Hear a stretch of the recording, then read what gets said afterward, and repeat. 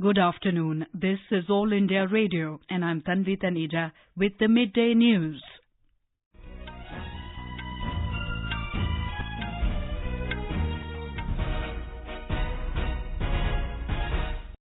The headlines.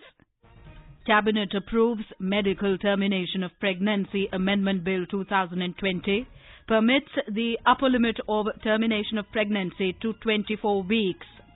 Cabinet's nod for 30% of Northeastern Council's allocation for new projects.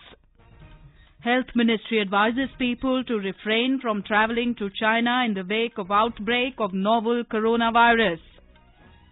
Supreme Court dismisses a petition challenging the rejection of mercy petition filed by one of the 4 death row convicts of Nirbhaya case. Beating the retreat ceremony this evening at Rajpath marks the culmination of Republic Day celebrations. And in sports, Indian javelin thrower Neeraj Chopra qualifies for Tokyo Olympics, and India set a target of 180 runs against New Zealand in the third T20 International in Hamilton.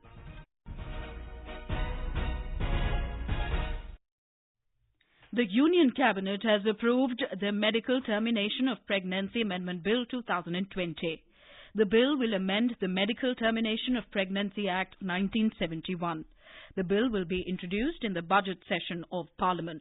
Briefing media in New Delhi today, Union Minister Prakash Javelin said, for medical termination of pregnancy, permission will be needed from 2 doctors and one of them must be a government doctor.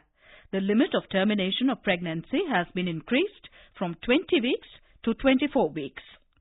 कि महिलाओं के अपने reproductive अधिकार देने की बात है। महिलाओं को अधिकारों को सुनिश्चित करना, उसमें न्याय लाना जरूरी था और अपने देश में 20 सप्ताह के बाद गर्भपात होते थे, वो इनफॉर्मल चैनल में होते थे, रिस्की होते थे और उसके कारण माता मृत्यु दर बढ़ता था। एक अनुमान ऐसा है कि 8% मौतें देश में माता मृत्यु दर में ये अनसेफ एबॉर्शन करने से होती है। The Cabinet has approved allocation of 30% of the Northeastern Council's allocation for new projects. This will help in focused development of deprived areas, neglected sections of society and emerging priority sectors. In another decision, the Cabinet approved extension of productivity-linked reward scheme for the employees and workers of the Major Port Trust and Dock Labour Board for the period beyond 2017-18. The scheme will annually benefit over 28,000 workers. The annual estimated outgo will be 46 crore rupees. The Union Health Ministry reviewed the preparedness for prevention and management of the novel coronavirus in the country with states and union territories. The meeting assumes significance in the wake of the outbreak of novel coronavirus in China.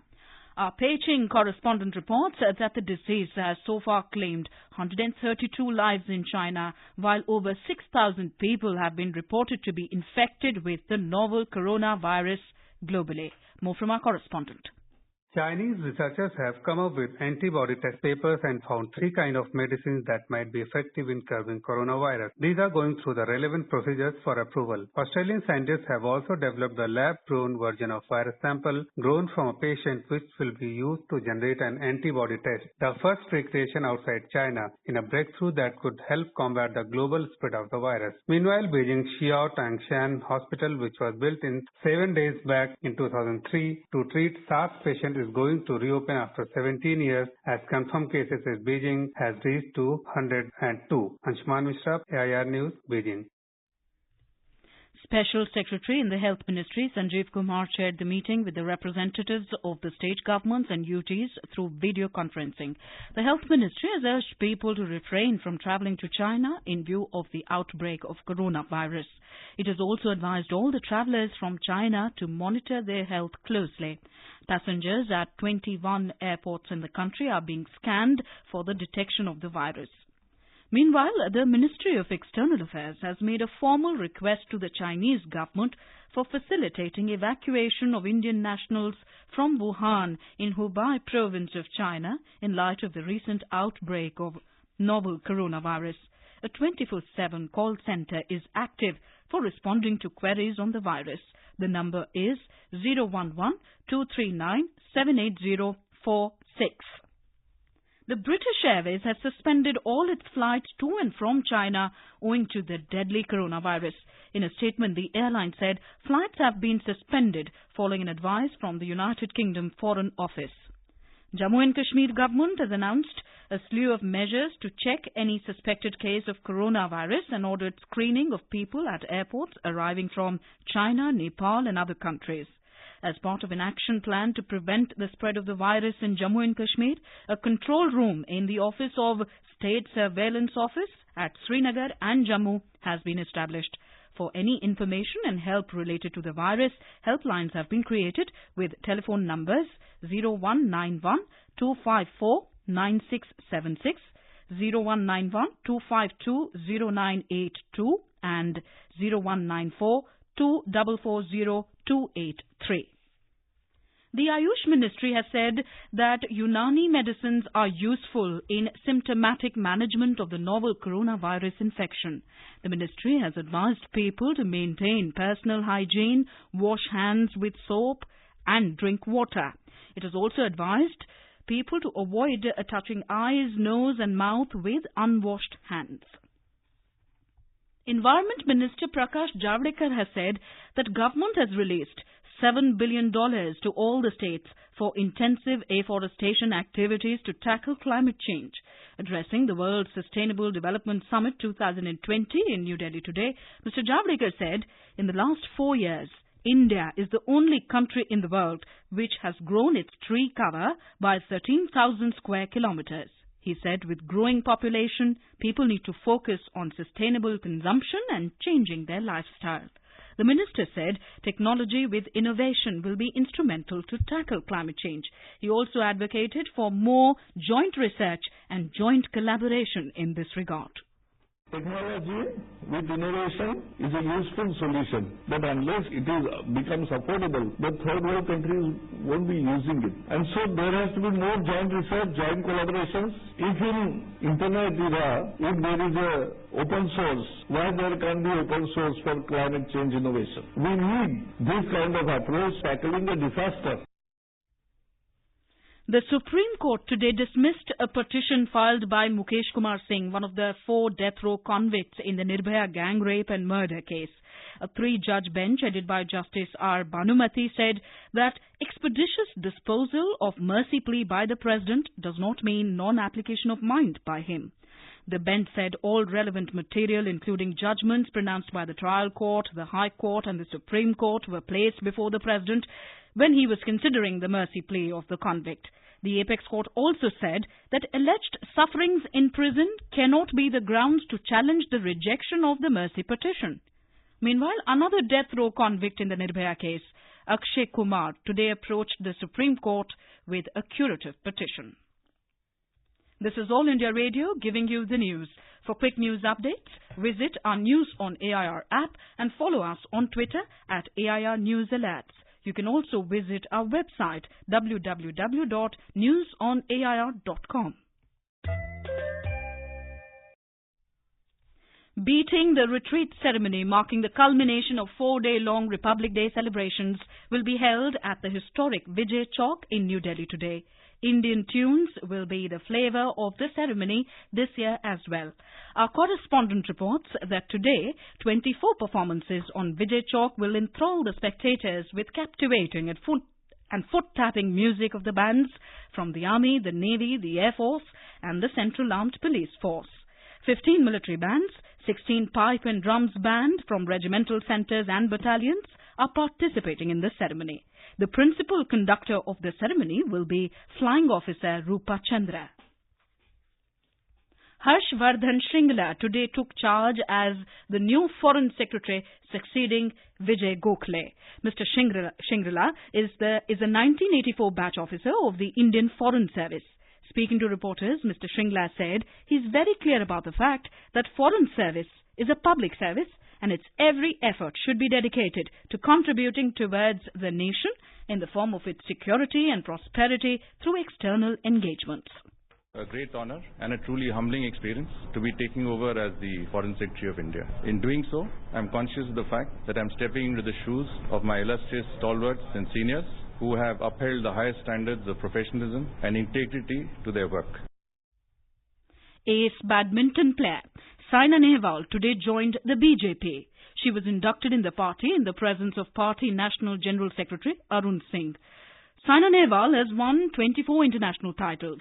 She also won the bronze medal in the 2012 London Olympics and achieved the world #1 ranking in 2015.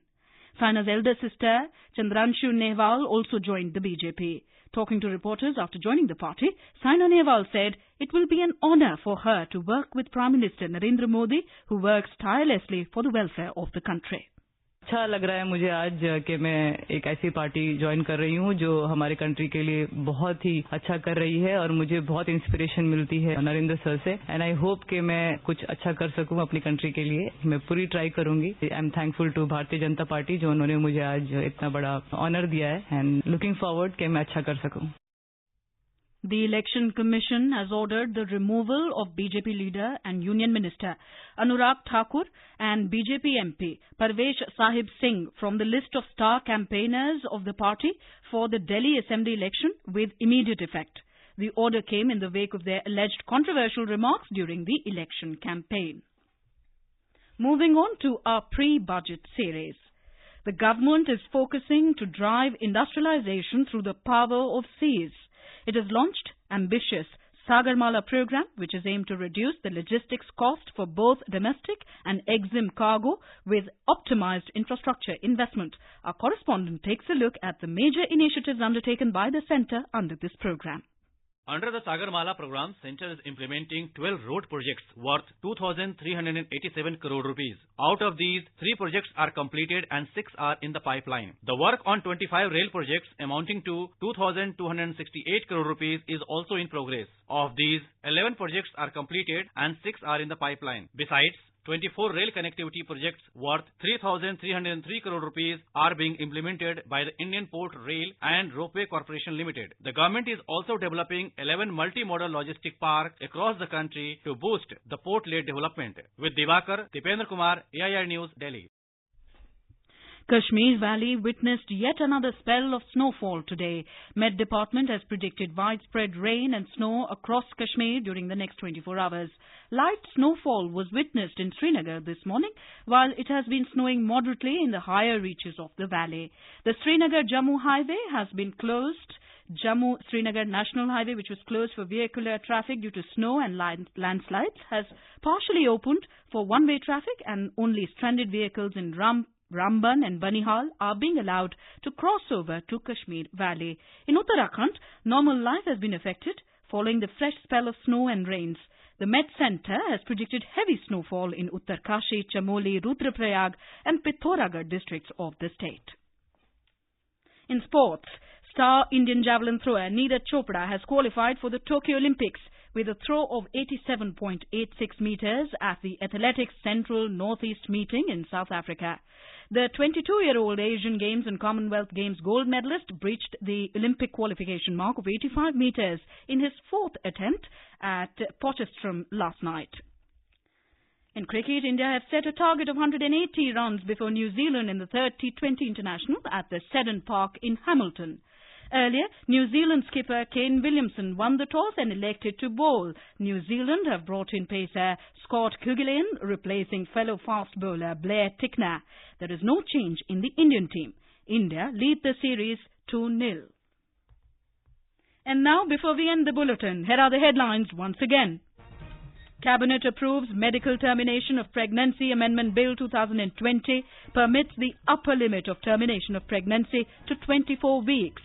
Cabinet's nod for 30% of Northeastern Council's allocation for new projects. Health Ministry advises people to refrain from travelling to China in the wake of the outbreak of novel coronavirus. Death toll mounts to 132 in China. Supreme Court dismisses a petition challenging the rejection of mercy petition filed by one of the 4 death row convicts of Nirbhaya case. Beating the retreat ceremony this evening at Rajpath marks the culmination of Republic Day celebrations. And in sports, India set a target of 180 runs for New Zealand in the third T20 International at Hamilton. And with that, we end the midday news.